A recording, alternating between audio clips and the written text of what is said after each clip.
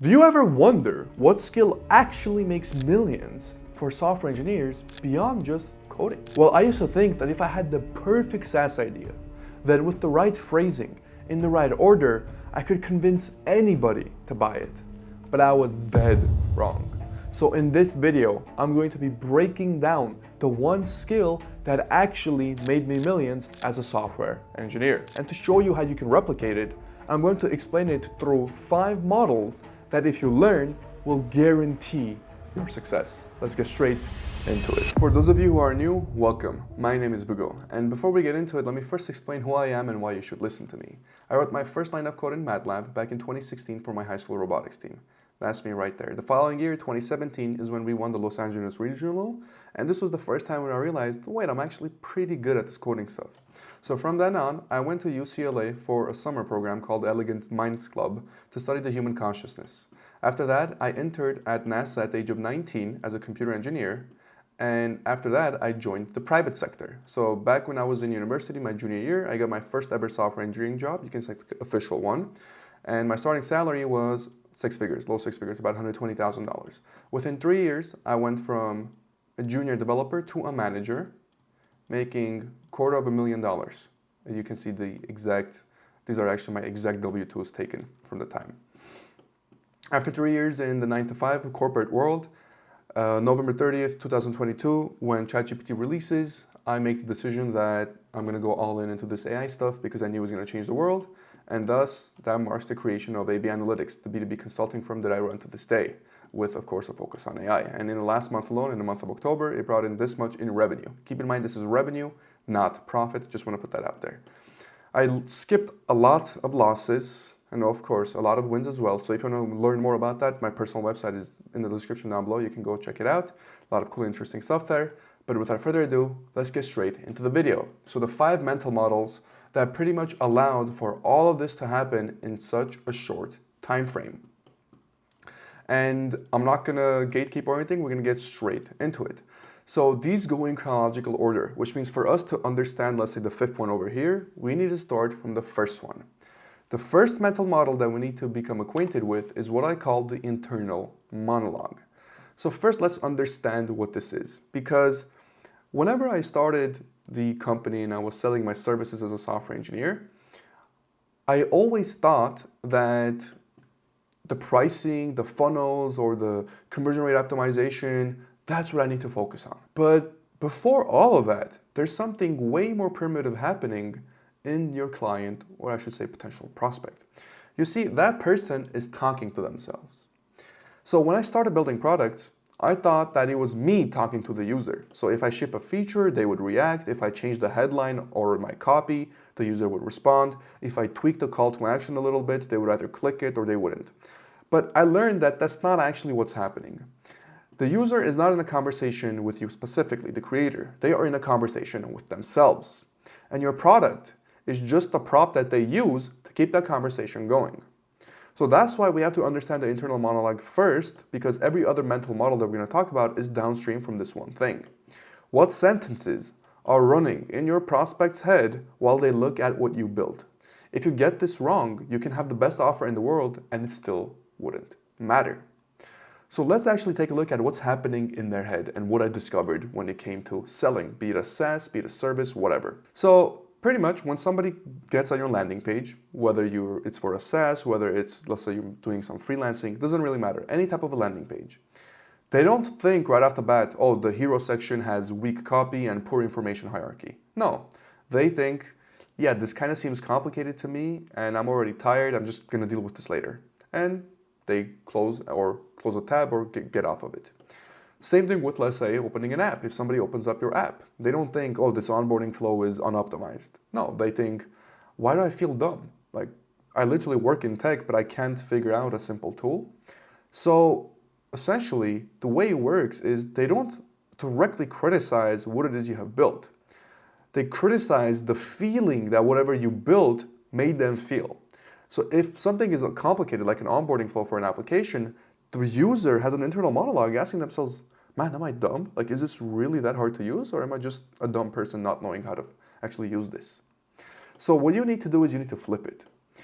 If your UI is simple and the first action is obvious, their brain isn't going to say, wow, such a clean interaction model, right? It's going to say, okay, I know what to do. This is pretty good. I'm not an idiot. And I'm actually getting pretty good at this. So the important part is this. They attach that feeling to themselves, not necessarily you. So if you have a bad onboarding, most users are going to think, man, I feel stupid. If you have a good onboarding, they're going to think, oh, I'm on top of this. So wherever you see UX issues, most people will feel identity issues. And this was so difficult for me to comprehend because I always took a look at things from a technical standpoint, not understanding the non-technical conversation that is going on inside the user's heads. So now that we know this voice inside their head exists, a lot of marketers would kind of put this voice in different awareness stages. At least they call it awareness stages. And these stages are unaware, problem aware, solution aware, product aware, and most aware. But for our side as a software engineer, I'm breaking it down to even more simpler terms. These are just different versions of that same internal monologue when somebody finds your offer or lands on your landing page or is about to onboard on your app. Essentially, the unaware person is thinking to themselves, okay, this specific problem that I have is annoying, but that's pretty much life. Everybody does it this way. A problem-aware person would say, hang on, this is actually costing us time, money, and sanity. There has to be something to do here.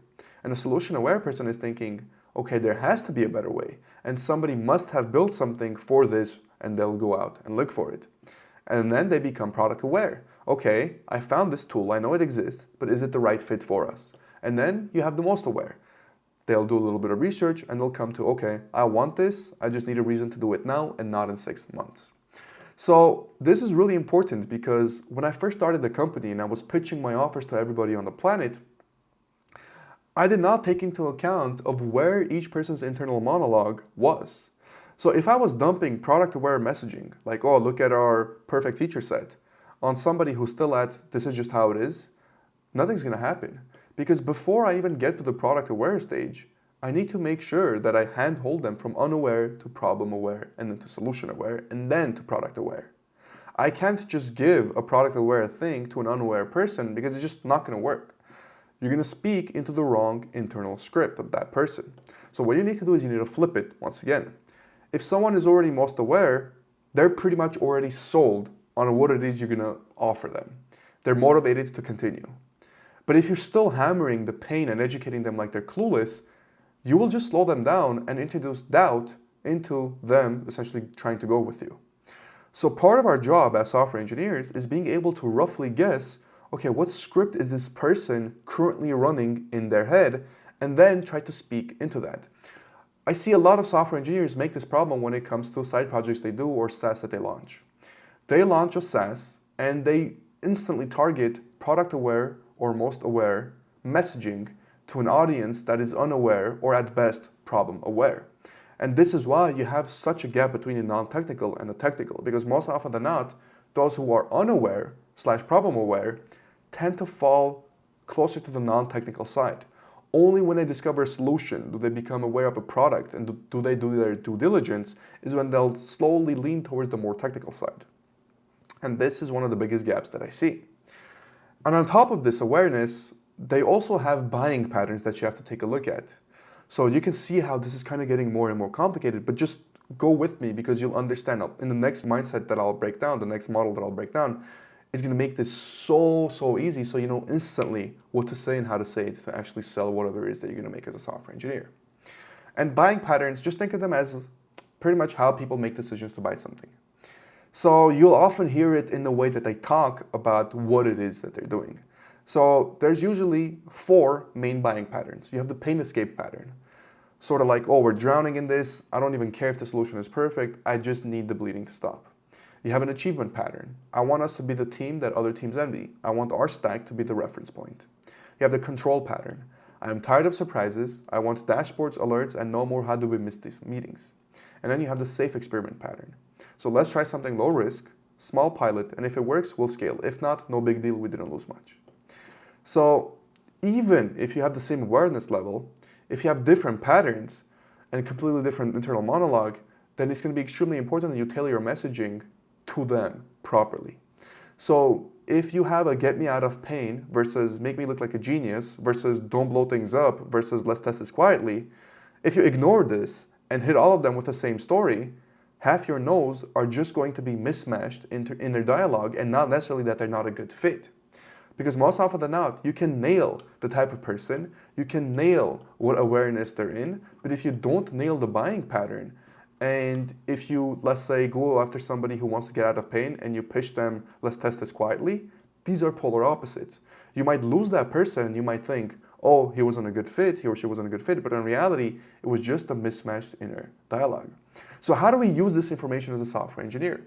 Well, what we need to do is we need to stop seeing a product as something like, from landing page 1 to landing page 2 to landing page 3.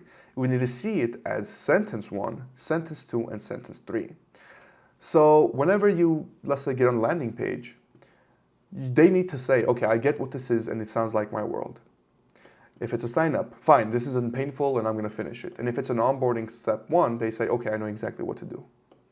So if it's a first result as well or a dashboard, they'll say, oh, this is way better than the mess that we had before.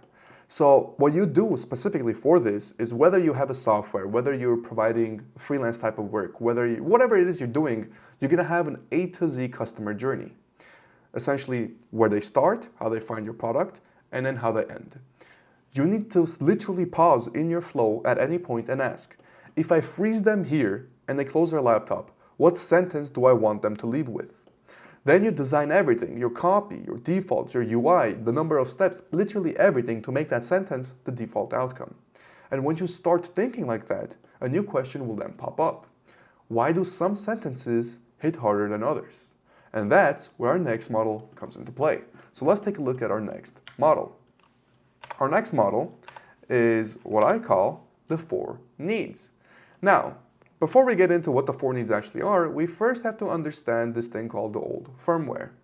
So on the surface, pretty much any type of prospect that you'll ever get in your life is going to give you some rational decision for buying software. Either they're going to say, oh, we need better reporting, we need more automation, we need this to be done more efficiently, we need more visibility, whatever the case. But this is all sort of like the front end. You don't see what's happening in the back end.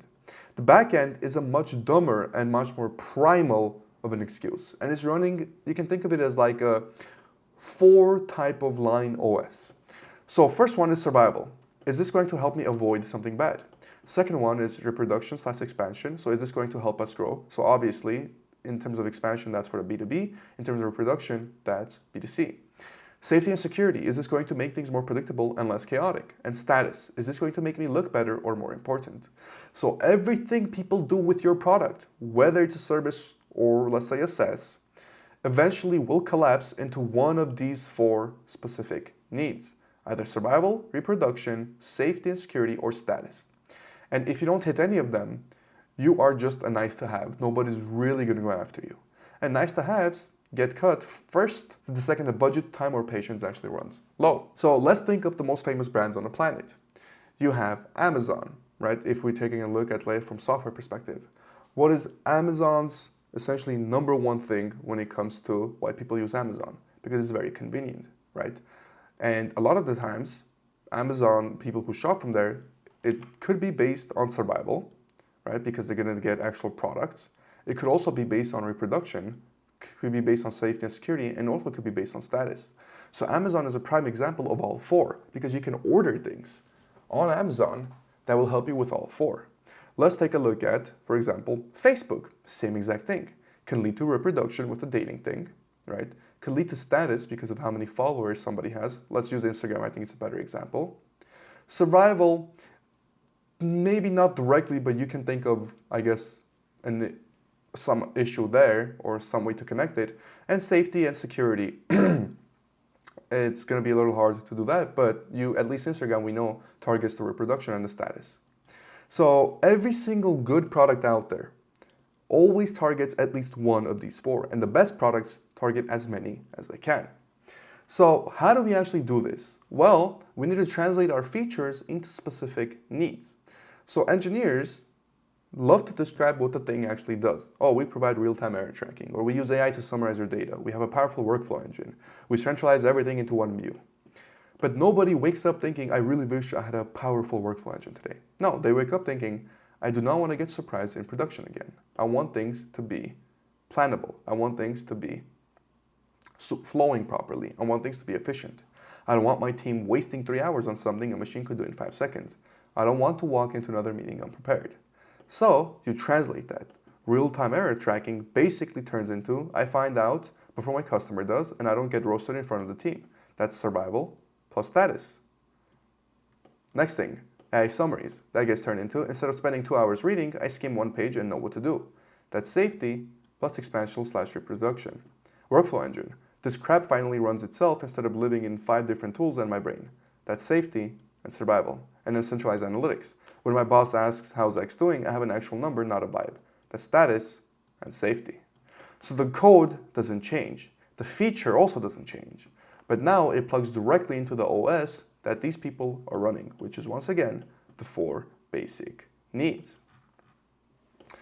Now, understand that because people are so different, they sort of also have different stacks, meaning these 4 needs don't show up equally for everybody.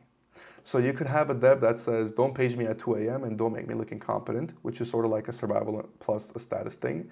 You could have the team lead be like, I'm on the hook for deadlines, incidents, and morale. Don't make me gamble my reputation on your tool, which is survival, safety, plus status. And then you can have like the CTO, this is a good use of money compared to hiring one more senior engineer, survival plus expansion. So you can have 3 members of the same company have completely different needs based on their role and based on what they need to do. Same exact thing with your customers. You can have 3 customers who you could say quote unquote ideal customers, and all 3 will have different needs based on your product. So the value prop is not one thing. It's different slices of the same product essentially mapped to different needs. So if you talk to a VP about a tiny UX improvement, they're not going to care. But if you talk to a dev about strategic alignment, they don't see themselves in the story, so they're also not going to care. It's the same product, but different OS is running in their mind. So what do you do against this? Well, this is why feature tours are pretty much dead nowadays. We have 12 dashboards, we integrate with 40 tools, we support role-based access, we have this and this and this and that. So people are sitting there and thinking, cool, but what does this actually do for me?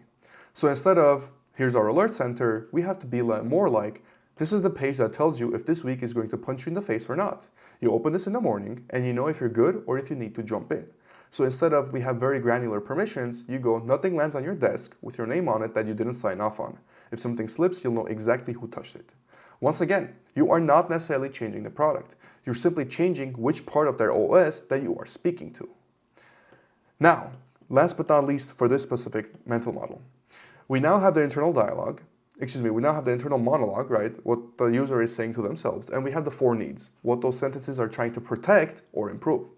So the next natural step is, how do we get them to feel like one of those needs is already being met before they pay us?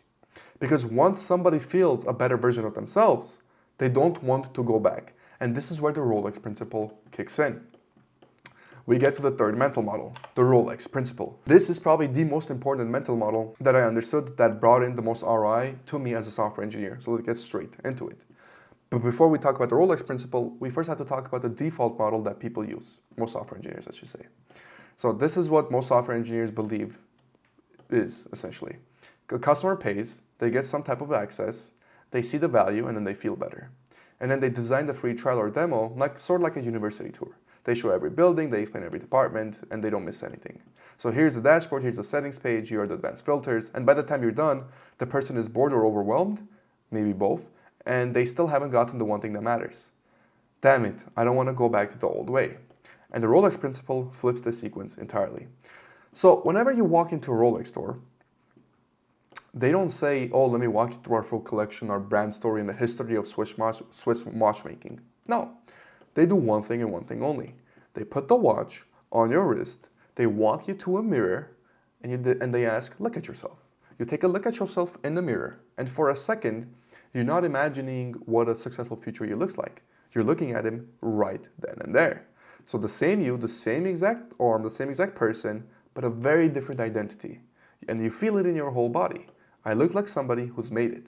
And then they take the watch off of your hand, obviously, so you don't steal it.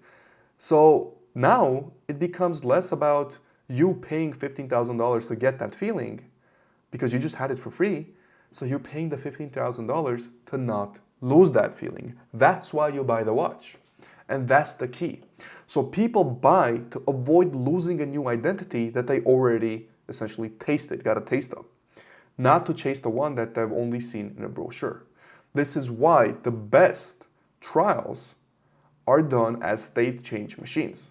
So you need to understand your trial, whether it's a free trial for, let's say, a service or a free trial for a software, it's not going to be a feature scavenger hunt. Your trial needs to be essentially this. How can we give them a small, undeniable identity upgrade in the first 5 minutes? So before, they might be like, I'm guessing and this is messy. But after, I just click 2 buttons and I can see something we literally could not see before.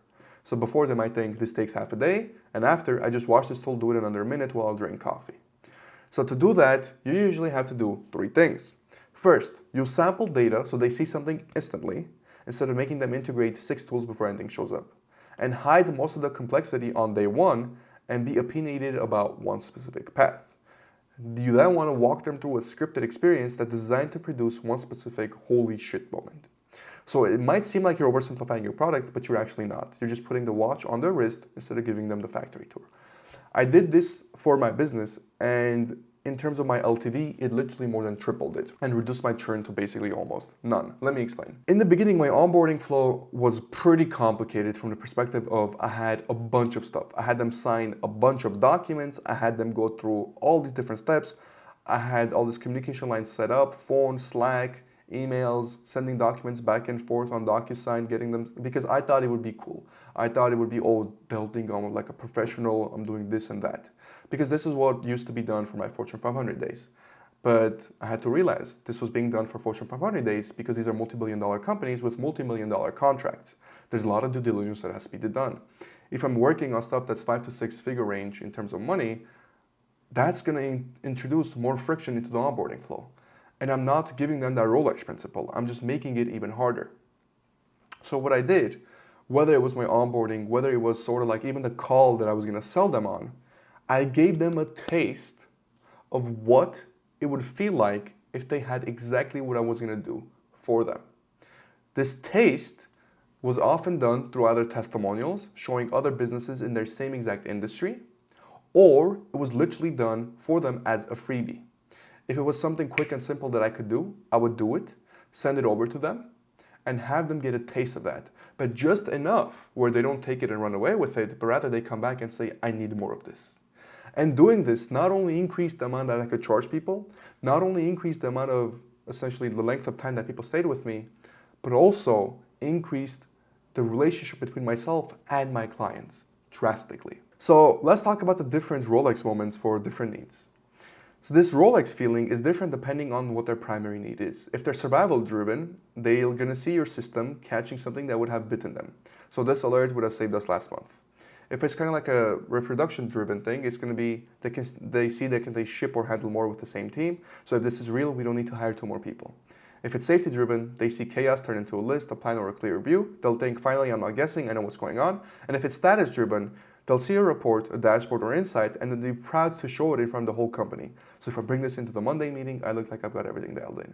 Once again, one product, but we have different Rolex moments. So your job is to know which one you're trying to create for which person. This is especially important if you are doing something service-based, because you can get a lot more personalized on that. If you're doing a SaaS as a software engineer, once again, you have to keep track of how you can create this Rolex moment for people such that they're not necessarily buying to get that feeling, rather they're buying to not lose the feeling that you already gave them. Whether they landed on your landing page, whether they use your app, whatever the case may be. Now let's talk about the handoff that happens from the feeling to actually you getting paid. Once they've had that feeling at least once, their internal monologue completely changes. It stops from, should we bother with this? And it becomes, do I really want to go back to the old way after seeing this specific solution? And then that's when the rational brain kicks in. It sort of wakes up and starts doing the math. How much does it cost to keep this? What's the worst thing that happens if it doesn't work? What else can we do with this money? How mad will I be at myself if I say no and then we end up rebuilding this by hand later? And that calculation is happening no matter what. You cannot control it. You can either pretend it doesn't exist or you can design around it, which is what we're going to do with the next model. So this is something that not a lot of people talk about that I want to touch upon. So this is one of the most unique mental models, and it's the calculus of choice. You see, when people think of competition, they think that competition are other software engineers or other software in the space or whatever the case. But it's really not. In a buyer's head, you are competing with them using that same exact money to pay rent, go on vacation, or simply just choosing not to spend it and keeping things as is. So if you're selling a $10,000 essentially dollar a year tool, they might be comparing it to a $10,000 vacation, a $10,000 hire, or avoiding a $100,000 disaster down the line. So you're one line item in a mental spreadsheet that they never even send you, and most often than not, you're not even aware of. So what we need to do is we need to present our product, our solution, as a choice gained instead of a choice lost. So let's get into what these are. You can think of the decisions as basically two columns. On the choice lost side, you have, okay, if I spend this money on you or this specific product, I can't spend it on that extra engineer I want to hire, that specific event I want to go to, that safe vendor I already know, or just holding on to the cash. On the choice gain side, if I spend this money on you, I get X hours back, Y reduction in problems, and Z more output in revenue. So if the choice gain side is vague, the brain defaults to, okay, I'm giving up a bunch of real options for something fuzzy, and fuzzy will always be a loss for you. So when you make the upside brutally specific, like this replaces a half-time high, or this cuts your incident volume in half, or this gets your team out of spreadsheet hell this quarter, then not doing it starts to feel like that's the risky move. So not doing it feels like the choice lost. And once again, this is connected to our four needs, because these shape how they do this calculation. If it's a survival voice inside their head, saying no is basically betting that nothing bad will happen this year, right? If it's more reproduction-based or expansion-based, is this a better growth lever than hiring, shipping new features, or spending it on ads in a B2B sense, right?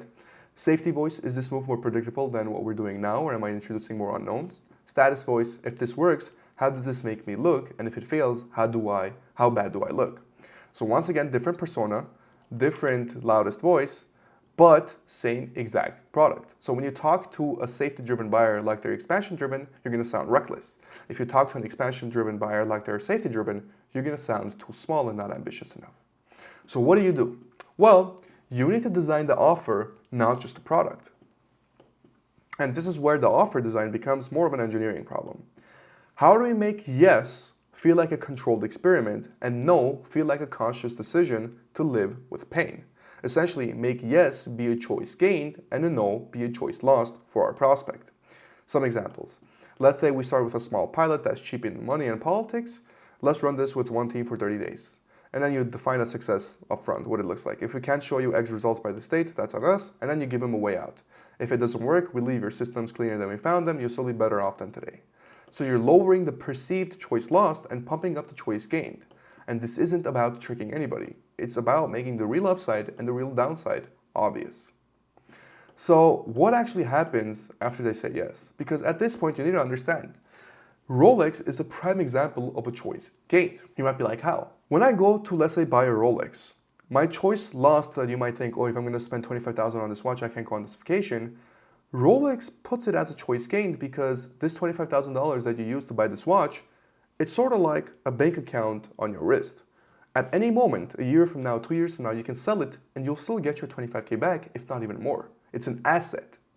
So not only does it become something where it holds the value that you paid for it, and it could even appreciate, but also it gives you status and all the other needs that you even in the first place bought it for. So if everything is going well at this point, the internal monologue is designed, you've hit that primal need, they've had a Rolex moment, and then the math of choice gained versus choice lost is clear enough to say yes, they will sign, they will pay, and then they will log in, or if they're going to get onboarded for a service, they'll get onboarded. And that's exactly when a new voice will kick in. Please don't let this be another thing I regret. Because trust doesn't lock in when a payment clears. It actually resets to zero. What happens in the next 5 minutes will decide if this becomes a case study or a potential refund, which is where the final model comes into play. So the final model is all about your product, and your product is the actual form of marketing. Because your trust, or I should say the prospect's trust, resets after a purchase. So we like to believe that a funnel is something like this. They have awareness, they consider it, they make the decision, they buy it, and they're happy. But real life is more like this. They're curious, they're hyped about it, they buy it, they ask themselves, okay, did I screw up? Then they slowly relax, and then they either rave about it or they simply much ghost you. Right after they buy, they're in a very weird emotional state. They have high expectations and high anxiety because they've sold this internally, maybe to their boss, to their team, to themselves, to their wife, to their husband, to whatever the case. And they've burned some type of political capital. Now they're logging in or they're being onboarded thinking, okay, please don't make me look stupid, please don't make me regret this decision that I paid this much money on it. If the first thing they hit is friction, whether it's confused onboarding, blank states, or connect 6 tools before you see anything, their brain quietly updates the story. Yep, I fell for another scam. I fell for another shiny object. And it's very hard to recover from that. These type of clients you can almost never get back. It's going to result in a bad review, and most often than not, it's going to essentially result in a refund. So you need to realize that onboarding is actually the second half of your sales page. The sales process doesn't stop the second they pay. It still continues. So I think of onboarding as literally the second half of the sales page. Outside the product, imagine you drew a picture. Here's life with this problem solved. And inside the product, the job is show them the first pixel of that picture as fast as possible. If you promise clarity, don't dump them into a dashboard with 0 data and 15 gray boxes. If you promise time back, don't start by asking them to set up a 20-step configuration screen. Instead, give them a guided flow that ends in one clear win, preload examples so they can feel the product even before integrations, and show them something that makes them think, okay, this isn't vapor, this actually works. So the goal of onboarding is not corner every feature, it should be kill the buyer's remorse in the first 5 minutes when they get onboarded. Most prospects end up actually telling themselves a story when they're using your product. As they keep using it, their internal monologue keeps getting updated. Oh, I'm glad we started using this, things feel calmer. Oh, this is extra work, nobody's logging in anymore. Oh, this makes my job easier to do well. Oh, this is another thing I have to babysit. And the story doesn't stay in their head. It starts leaking. It starts leaking into Slack, starts leaking into Facebook, starts leaking on Twitter, starts leaking into their daily lives. Oh, hey, this tool is actually helping with this XYZ mess, or honestly, this thing is more trouble than it's worth. It leaks into one-on-ones, stand-ups, performance reviews. It leaks into DMs with other founders, other managers, friends, family, other potential customers that you might want to get. And they start asking, hey, have you used this specific tool? Was it worth it? Or have you worked with this person? How was it? So inside the product, you can nudge that story a little. Small things like, this month you resolved issues 40% faster than last month. You just automated a task that used to take 2 hours a week. You caught 3 things this week that would have slipped through your old process. So you're not just necessarily inventing results, but rather you're reflecting it back because what's already happened is what's already happened. So what you do is you reflect it in a way that makes the user go, oh, I was right to actually push for this. I was right to buy this product. I was right to do this. Essentially, any type of a win you can get them, you want to reflect it back to them immediately. Ideally within the first couple minutes if you can. The sooner you get this win, the better it's going to be because I can guarantee almost anybody is going to have these conversations. And you want to make sure it's a positive conversation because referrals are your best friend. So then we really get into the real winners, what the real win actually looks like. Every real win inside a product is free marketing. The iconic part is that most teams don't collect any of it. The ugly spreadsheet they used before you came in, the first dashboard that make them go, oh wow, the Slack message where somebody says we should have done this a year ago, the graph that drops after they turn you on, right, incidents, time spent, whatever. So you can turn that into case studies, pull anonymized numbers into your landing page, and show similar users during the demo. Here's what teams like yours saw in 60 days. That's why the product is the marketing is not necessarily a motivational quote, it is quite literal, exactly what it is. A good product gets you real wins, gets you proof, which makes the next sale even easier. A bad product leads to broken promises, horror stories, harder next sale, and potentially a refund. So let's put all the mental models together to really get into the nitty-gritty of what it takes to succeed as a software engineer, whether you're currently creating, have created, or plan to create a product, be it a SaaS or a service. So let's put all of them together. The internal monologue. You need to stop assuming that you're talking to your user. You need to start designing what they say to themselves at each single step. The 4 needs. Stop describing features and start mapping everything to survival, reproduction, safety, or status. Remember the Rolex principle. Stop saving the feeling for after they pay. Start giving them a small new identity initially such that they pay to not lose that feeling. The calculus of choice. Stop pretending you only compete with similar tools and start designing your offer so saying yes feels like gaining options, not necessarily losing them. And of course, your product is the marketing. Stop treating paid as the finish line. Start treating onboarding and early usage as a real sales engine. Once you see the world like this, you stop thinking, how do I convince people to buy this? And you start thinking, how do I build and present this so that the only logical story in their head is, I'd be stupid to go back to the old way now that I have seen this. If you can create this in people, this exact sentence, this exact internal monologue, this is why this is so powerful. If you can create this in people, you will never ever have to worry about money in your life, ever. And these 5 mental models that we just discussed are the most important thing that I have learned throughout my journey, and it's what allowed me to not only get these promotions this fast, but also to build my company in such a short amount of time to this revenue range. And that's what allows me to actually create what I'm doing now with this YouTube channel and everything else. So I urge you, please look into these mental models, memorize them, watch this video twice or 3 times if you have to, and understand that these mental models are extremely important. And if you want to know how these mental models are going to be used to actually kind of get into entrepreneurship as a software engineer, then you should watch this video right here, where I talk about how entrepreneurship is actually easier than a 9-to-5 if you understand these mental models. And I break down exactly how. As always, thank you so much for watching and have a good one.